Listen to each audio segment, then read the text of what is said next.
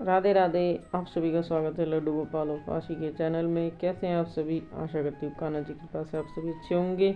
तो आज की वीडियो में मैं आपको सुनाऊंगी माघ मास में प्रतिदिन सुने जाने वाली गणेश जी की कहानी। तो वीडियो को लास्ट तक जरूर देखें। वीडियो अच्छी लगे तो लाइक कमेंट शेयर करें और हमारे चैनल को सब्सक्राइब करना ना भूलें। तो चलिए शुरू करते हैं। एक बार की बात है, माघ का महीना चल रहा था। गणेश जी महाराज भ्रमण करने के लिए पृथ्वी पर आए। वो एक खेत में घूम रहे थे। बहुत बढ़िया ठंडी हवा चल रही थी। बहुत बढ़िया मौसम भी हो रहा था। गणेश जी बड़े आनंदित हो रहे थे और बड़े मज़े से इधर उधर देख रहे थे। तभी उन्होंने खेत से 12 दाने अनाज के तोड़ लिए। अब गणेश जी को मन ही मन बहुत पछतावा हुआ।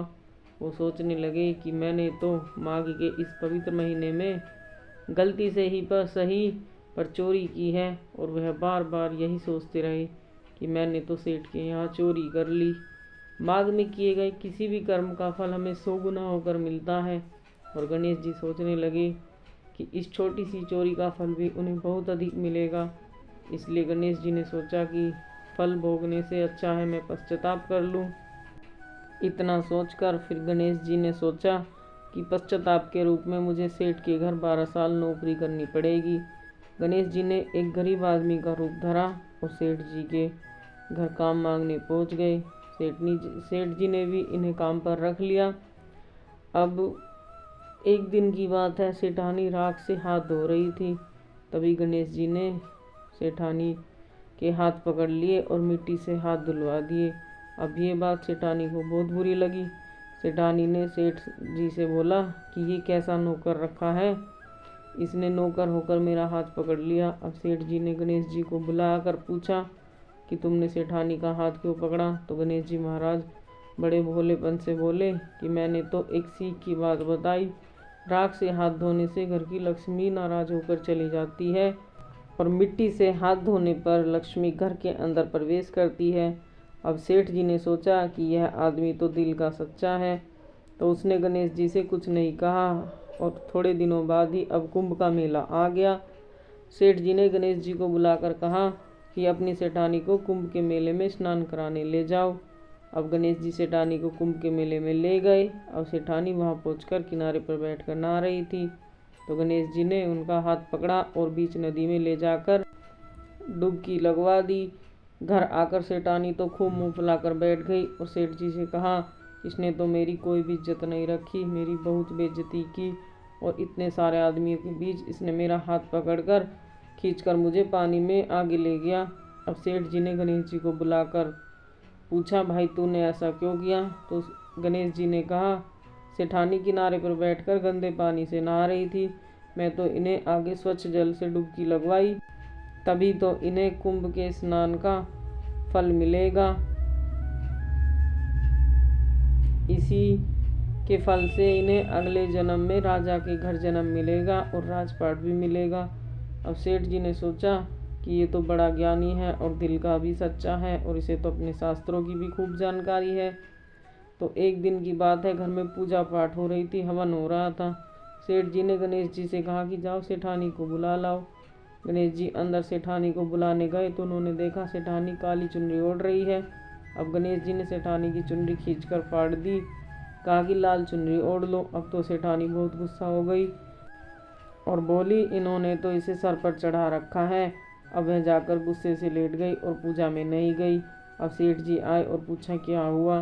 सेठानी बोली, इसने मेरी चुनरी फाड़ दी। सेठ जी ने गणेश जी को बुलाकर पूछा और बहुत डांटा भी और कहा, तुम ऐसा क्यों करते हो?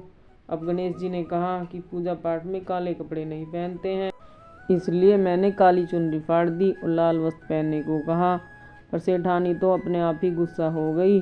काला वस्त्र पहनने से कोई भी शुभ कार्य सफल नहीं होता, पूजा सफल ही नहीं होगी। तो फिर सेठ जी ने सोचा कि ये गणेश तो बहुत समझदार है। एक दिन सेठ जी के घर में पूजा करने के लिए पंडित जी आए और पंडित जी ने आकर कहा कि मैं तो गणेश जी की मूर्ति लाना ही भूल गया, अब क्या करूं, अब पूजा कैसे करें? तो गणेश जी बोले, मुझे ही बैठा लो, आपके सारे कार्य सफल हो जाएंगे। अब ये बात सुनकर सेठ जी को बहुत गुस्सा आया और बोले, अब तक तो तुम सेठानी से ही मजाक करते थे, अब मुझसे भी मजाक करने लगे हो? तब गणेश जी ने कहा, मैं मजाक नहीं कर रहा हूँ, मैं सच बात कह रहा हूँ। इतने में ही गणेश जी ने अपना असली रूप धारण कर सेठ जी को दर्शन दिए। अब सेठ और सेठानी तो नतमस्तक हो गए और उन्होंने विधि विधान से गणेश जी की पूजा की। पूजा खत्म होते ही गणेश जी अंतर्ध्यान हो गए, क्योंकि उनके पश्चाताप के 12 साल पूरे हो गए थे। अब सेठ और सेठानी को बहुत दुख हुआ।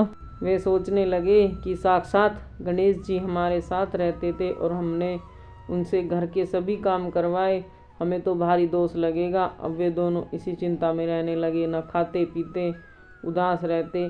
तो गणेश जी महाराज ने उनके सपने में आकर सेठ जी से कहा कि आपके खेत से मैंने 12 अनाज के दाने तोड़ लिए थे, उसी का दोष उतारने के लिए मैंने आपके यहाँ काम किया। तुम्हें कोई दोष नहीं लगा है, मैं तो अपना दोष उतार रहा था। भक्ति और प्रेम से जीवन व्यतीत करो और अपना धन शुभ कार्यों में खर्च करो। सेठ ने जाकर अपना सपना सेठानी को बताया तो सेठानी बोली, मैंने भी यही स्वप्न देखा। दोनों ने देखा कि सेठ के घर में करोड़ों की संपत्ति बढ़ गई है।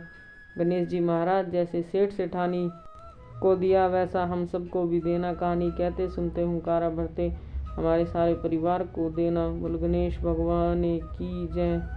देवों के सरताज हो, ज्ञानवान गुणवान हो, गणपति बाप्पा मोरिया, मंगल मूर्ति मोरिया, तुम्हारी लीला है महान। बोलो गणेश भगवान की जय। बोलो माघ महात्म की जय।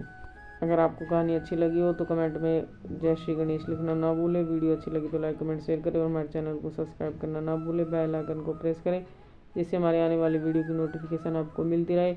Radhe Radhe. Thank you for watching my video. Radhe Radhe. जय श्री कृष्णा। बोलो श्री